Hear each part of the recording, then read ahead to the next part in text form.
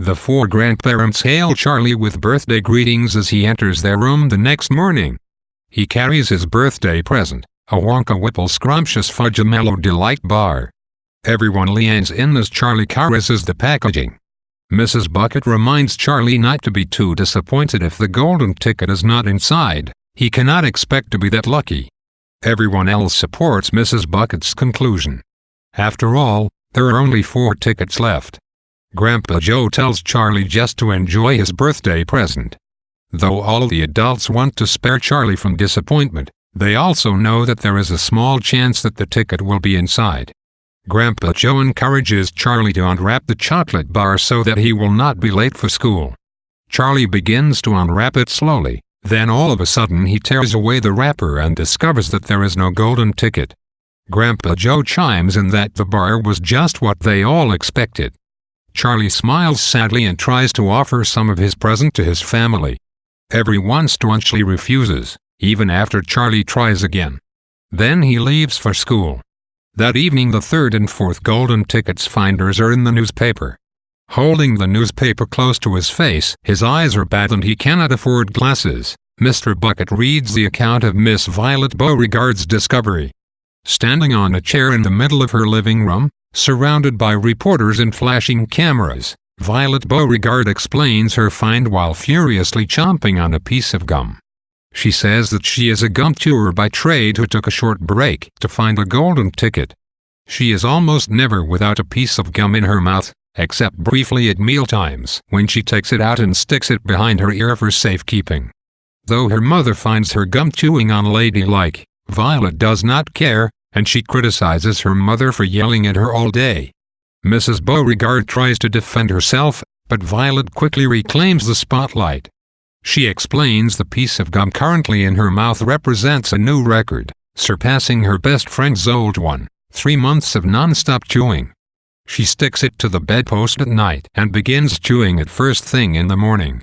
Violet further explains that before she started chewing for the world record she used to change her piece of gum daily, sticking it on a button in the elevator in order to give an unsuspecting passenger a nasty surprise. She finishes by explaining that she is excited to go to Mr. Wonka's factory and even more excited to get a lifetime supply of gum. After the grandmothers announce their disgust over Violet, Mr. Bucket goes on to read about the TV household. Though surrounded by reporters and the accompanying hoopla, Mike TV, the 4th ticket holder, sits in front of a huge television, watching a violent show. He is annoyed by the reporters and yells at them to stop interrupting his television watching.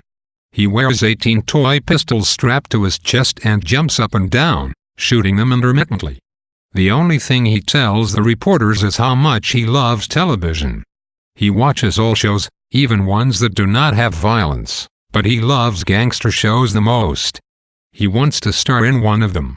Again the grandmothers weighed on how awful the child in the paper sounds.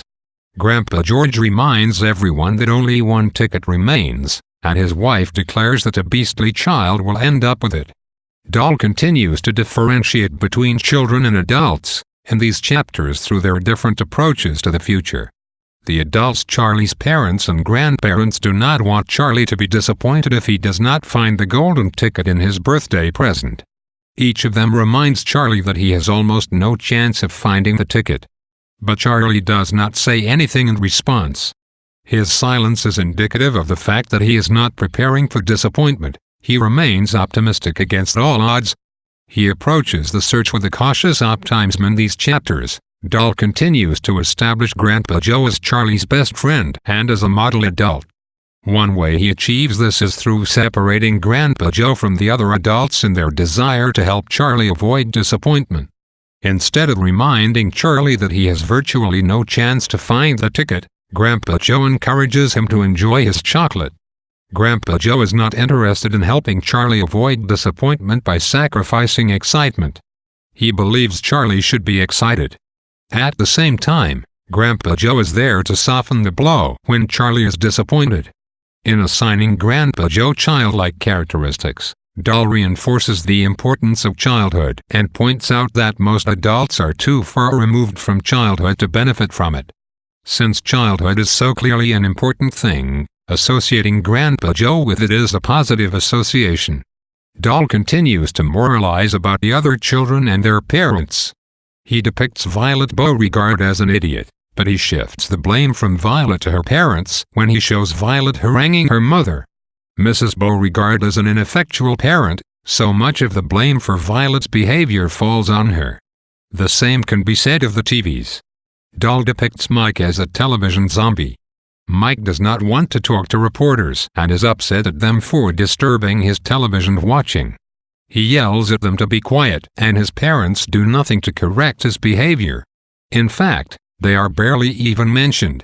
In effect, the television serves as Mike's parents. Though Violet's excessive gum chewing and Mike's obsession with television are vices, their parents are the real culprits.